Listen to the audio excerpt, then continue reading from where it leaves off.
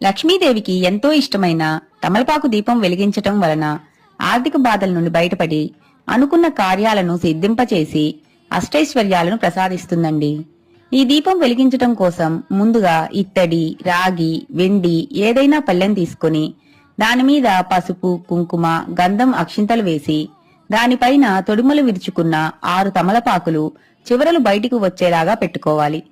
ప్రతి తమలపాకు పైన పసుపు, కుంకుమ పెట్టి మధ్యలో ప్రమిద పెట్టి ప్రమిదలో తుంచుకున్న తమలపాకు తొడిమలు వేసి నువ్వుల నూనె గాని ఆవు నెయ్యి గాని పోసి 2 ఒత్తులు వేసి దీపం వెలిగించుకోవాలి. దీపంకి పసుపు, కుంకుమ, గంధం, అక్షింతలు, పూలు పెట్టి దీప పూజ చేసుకుని ఆ దీపంలో అమ్మవారికి ఎంతో ఇష్టమైన పచ్చకర్పూరం కూడా వేసి హారతిచ్చుకోవాలి.